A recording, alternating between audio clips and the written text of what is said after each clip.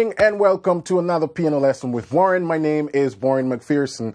Thank you for joining me here today. This is the channel where we talk about gospel piano, gospel music, gospel licks, lines, runs, passing chords, substitution, blues, everything, ear training. We get into a lot of stuff here on this channel. Every Wednesday, you can look for a new video coming out on one of these topics. Yep. So if you haven't subscribed to this channel yet, or you're new, give me a thumbs up and hit that subscribe button. In today's tutorial, we're going to talk about spicing up your songs. I get a lot of emails and messages along that line. You know, I can play the progressions of the song. How do I make it sound interesting, not boring, not dull? I get a lot of that question. So today, I'm just going to sort of walk you through my mental journey, you know, just the little things I do, and I'll try to explain as much as possible the theory behind the decisions I'm making, and some things probably won't be able to explain, you know. That's where we call that's when the artistic mix come in, where it's just driven by emotions or in the moment. There's not really a theory to explain it. So all of that we're going to explain today. We're going to look into that today. I'm going to use a simple song. I'll be right here at your feet, Worship at Your Feet by Tasha Cobbs. We're going to look at that song today in the key of D flat, aka C sharp. And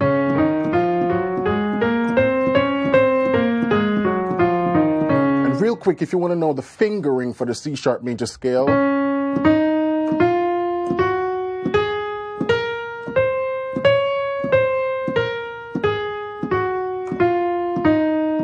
that's the standard fingering, and it allows you to do stuff like that for the left hand.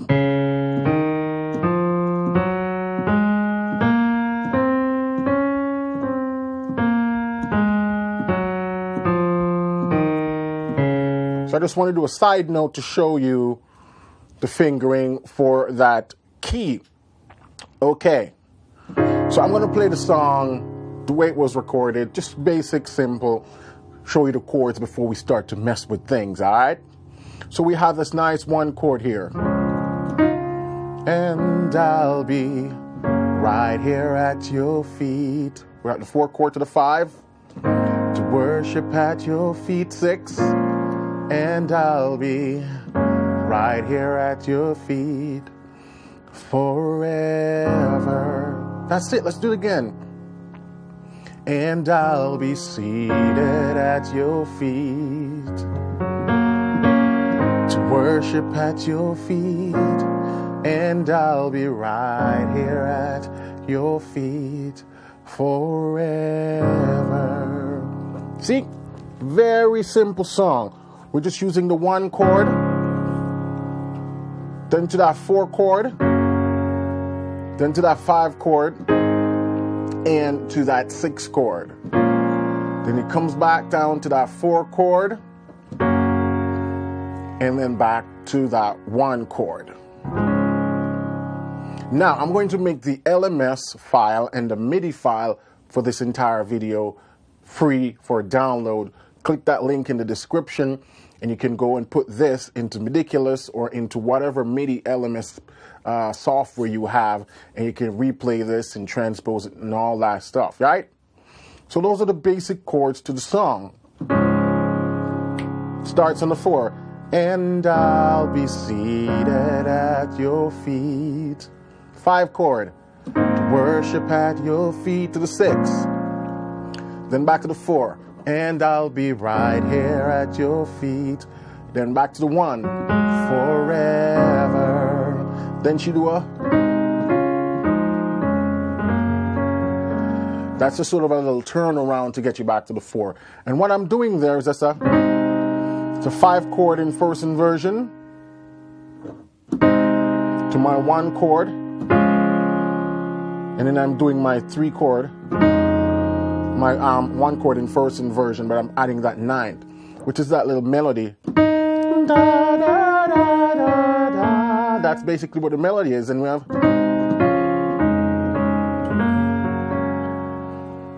But this is how I'm playing it, and you can just that little roll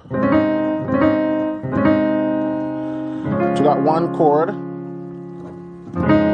then the first inversion, and then I'm rolling. All that little sort of grace note stuff, very popular and common in modern gospel right now. Remember we talked about left-hand voicing a few videos back? In this example, I'm just using the 1-5-1, or the octave with the fifth. So if we take that again with, yeah?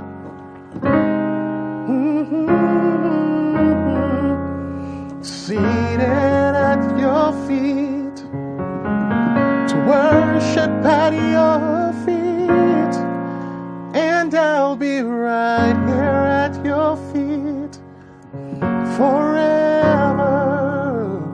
Yeah, nice and simple progression. So if you can do that, just basic chord, what you can start to do now is, first thing is, you can weave that melody in.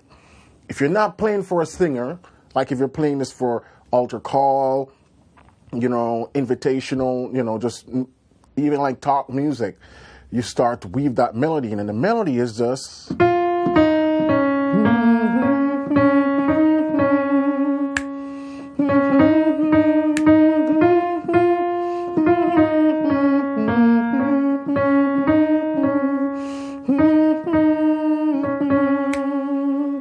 but I start to like, I start to embellish that melody. Because the voice does that. So I try to imitate the voice.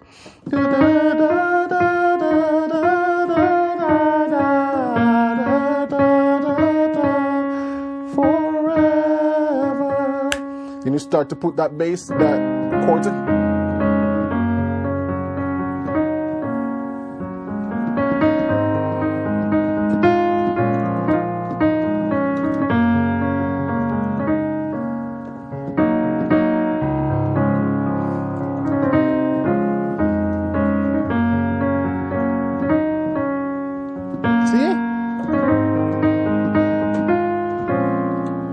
Now making that a minor ninth.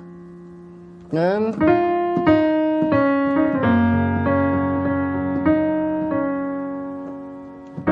you can harmonize this right here, Eric.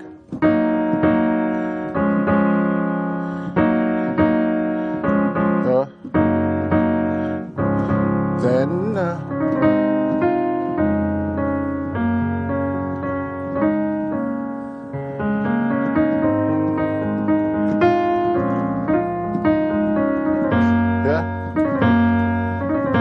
nice turn again, but I'm doing it quickly.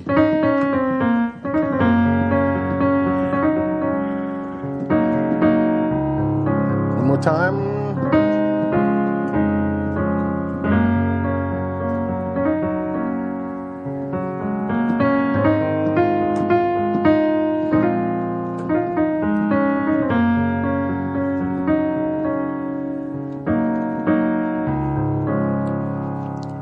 And that's a cool little thing you can do. Then you can even go up the octave and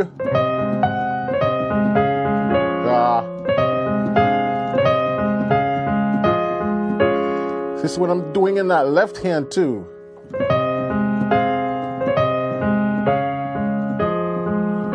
Just nice little broken stuff,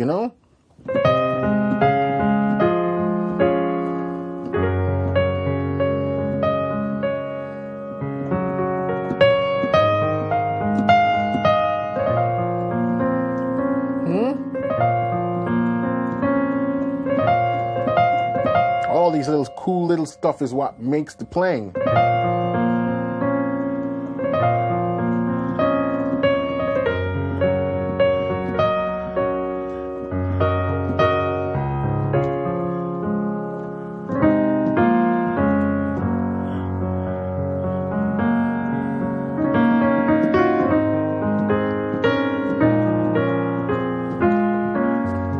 And what I did there is a nice little 6. When I go to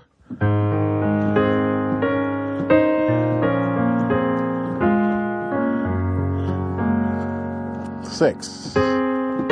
intervals of a sixth are moving up within the key.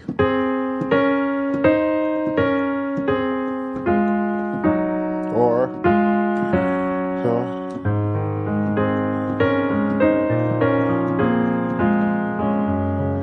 you have this nice sort of counter syncopation thing happening between the left and the right hand.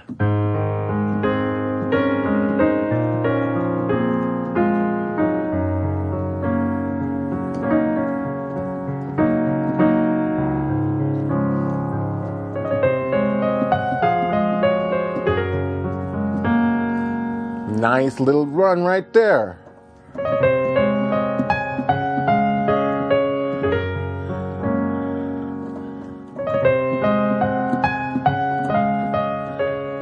Each time I do it, it comes out a little bit different. Nice little licks to turn you around.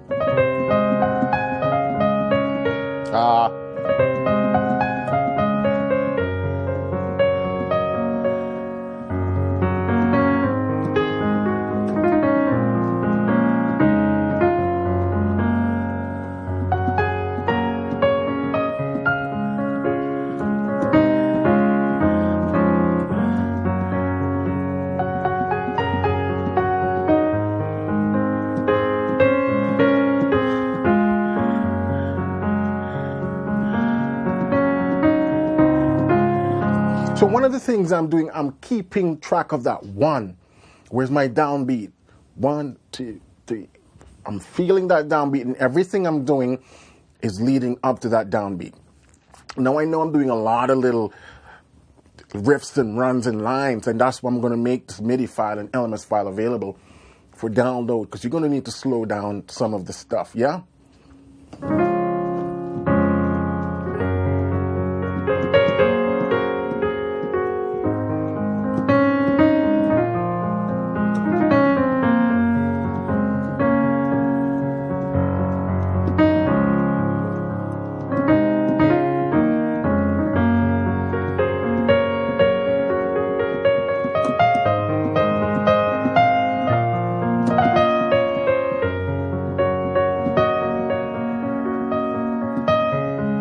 See how I'm also using dynamics? You know, certain notes I accent, some I don't.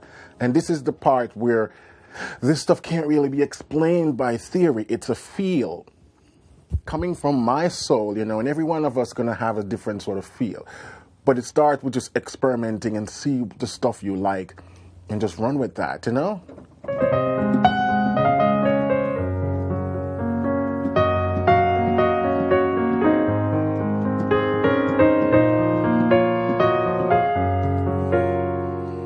You see the chord starts to get extended now. Right now we got a major 7 or major 9.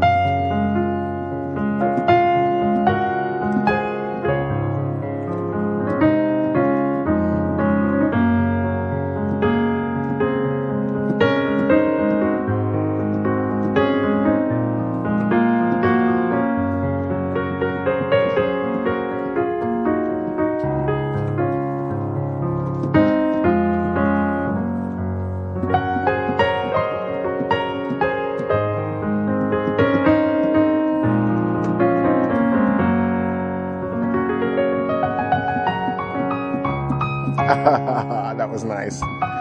So just a nice little licks and runs. And if you like this kind of playing, that broken chord, rhythmic kind of stuff, you got to go check out Rhythm Chords over at pianolessonwithwarren.com. I have a course where I went through a lot of different keys, and I show you slowly how you can begin to incorporate this kind of playing in your songs. The broken chords, I call it rhythm chords for beginners and intermediates. So if all you've been doing is blocked chords in a lot of your song, this course is going to really get you to move away from that. So go check out Rhythm Chords over at pianolessonwithwarren.com. I'll also put a link in the description of the video. So now that you see how I just take my chords and break it up and some of the right hand stuff that I do, and you're going to go download the MIDI file and make some use of that. Now we're going to take it a step further And we're going to start to put my favorite thing, which is passing chords, up in this, so you can see just how we can even take this thing to another level. So we have, and I'll be right here at your feet, to worship at your feet, and I'll be seated at your feet forever. Then we go, seated at your feet. First chord right there. And all I'm doing is just doing a 2 to go to 5. Because we're already on 4. And our next chord is 5. But we know that we can do a secondary dominant passing by throwing that 2 chord in front, right? And I'll be right here at your feet, to worship at your feet, and I'll be forever. We can do to take us back to 4, and I'm doing just a 2-5-1 passing. So 2, if you think of the 4 chord as your destination, which is G flat, we think A flat minor as our 2, D flat as our 5, and G flat as our 1. It's called a 2-5-1 passing. Or you can think of it within the key as just a minor 5, 1, 4. But look how I'm extending and voicing the chords. So right here we have a minor 9 chord. The 2 is our minor 9. Then my 5 is a flat 9 chord. And I'm resolving to this major 9 chord. So, and I'll be seated at your feet, to worship at your feet, and I'll be right here at your feet forever. Or, yeah, I like that one. Just to turn around and take me back to 4.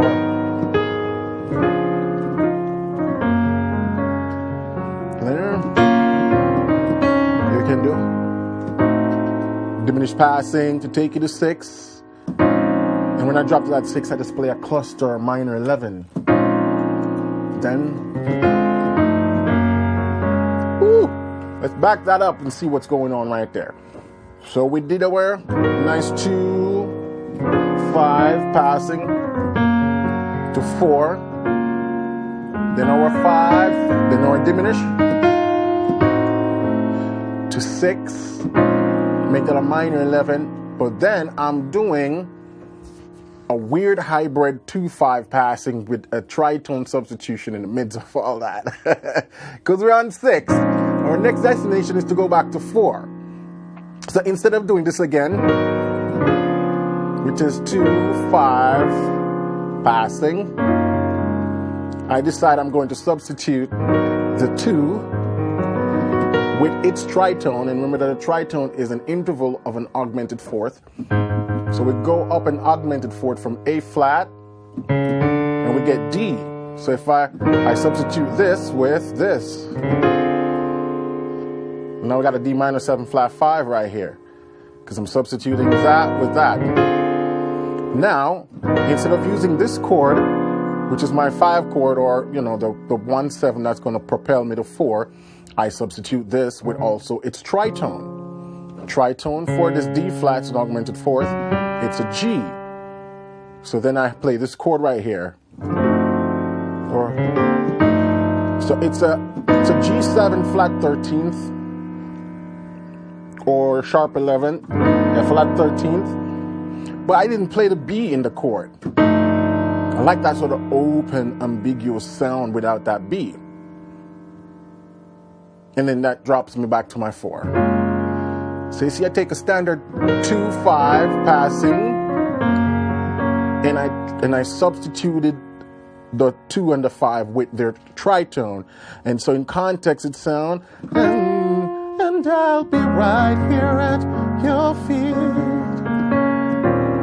worship at your feet. We're I'm also voicing with the melody.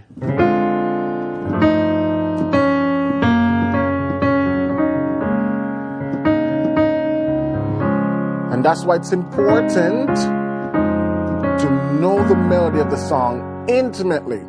Because once you start to experiment with passing chords, you want to voice those to the melody.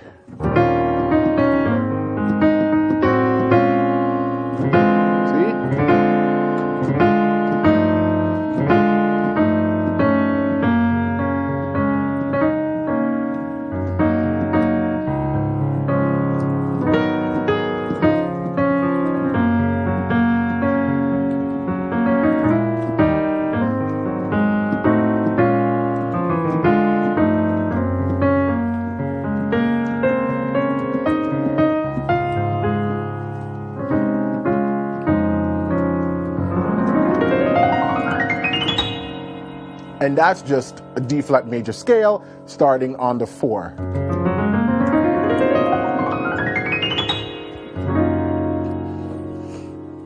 A lot of possibility, guys. Now, this is a beautiful song. I wouldn't whip out some of that heavy passing chord stuff until we're like in the height of praise, you know what I mean? And things are going, and then we could do some of that syncopation with the drummer instead of, you know, da, da, da.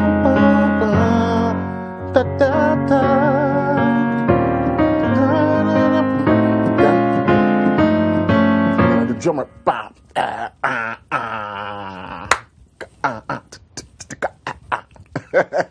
So the other thing, side note, I wanted to point out to you pianists is that you got to be thinking like a drummer and a bass player. The keyboard is a percussive instrument, which means we got to think about rhythm. Just as how the drummer thinks about rhythm and the bass man thinks about rhythm, you know. And once you start to think about the piano more than just chords or melody, but you think about it as chords, melody, and a rhythmic percussive instrument, then you can start to get a lot of cool stuff. So I won't go any further down this rabbit hole with y'all because, you know, there's just so much more you can do. But hopefully this was intriguing enough. You see how I take a 4-chord song that was diatonic, and I went out, but not only with just the little runs and stuff that I do that are more diatonic, but the chords that I use, and then the lines that I can weave within those chords without detracting from the melody and the song itself. Obviously, the stuff we did around towards the end is a lot more advanced. But if you guys want to dive deeper into this and you have not, subscribe over to Piano Lesson with Warren yet. That's where my membership program is, where I pour all of this information into a systematic, step-by-step course development. Currently, I have about 30 courses over there that just everything gospel, but it takes you from beginner all the way up, and it covers all the theory, the ear training, and just the technique behind how to make these things come alive, because it's a process and it takes time. But what's most importantly is having a step-by-step. What do I do now? What do I do next? What do I do tomorrow? What do I do next week?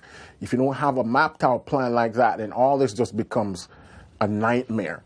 And so over at pianolessonwithwarren.com, that's where you can become a member to just get everything. I update that thing every week, every month with course, song breakdowns.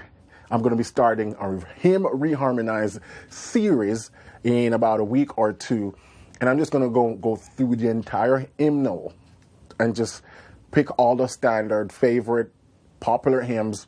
And I'm going to show you how you can reharmonize them without losing the essence of the hymn or without throwing off the singer or anything like that. Really cool stuff coming your way over at pianolessonwithwarren.com. If you haven't been there yet, go check that out. If you're new to the channel, welcome. I'm glad you're here. I'm glad you're liking this stuff. Hey, don't be afraid to give a subscribe and the thumbs up, and always leave a comment. I like to hear what your headspace is at so I can better serve you guys with weekly content here on YouTube. All right, hit that subscribe button and that notification bell, thumbs up, and a comment. I'm giving you a lot of things to do today. And don't forget to download the MIDI file for this video. Part of your educational growth is taking action. If you just watch the video and then you move on to something else, in a day or two, you'll forget all of this. So you got to take action, and I'm making it super easy for you. Download the MIDI file and the LMS file. Then go download the free version of Meticulous over at gospelmusicians.com. If you haven't, those guys have been generous enough to make a free version of Meticulous for those who can't afford it, you know. And put the stuff in and go do some learning, all right? So until then, keep listening, keep singing, and keep practicing, all right? And I'll see you guys here next week, same time, same place, for just more stuff about gospel music, more stuff about piano theory, ear training, technique, the whole 9 yards, all right? Be well now, and catch you soon.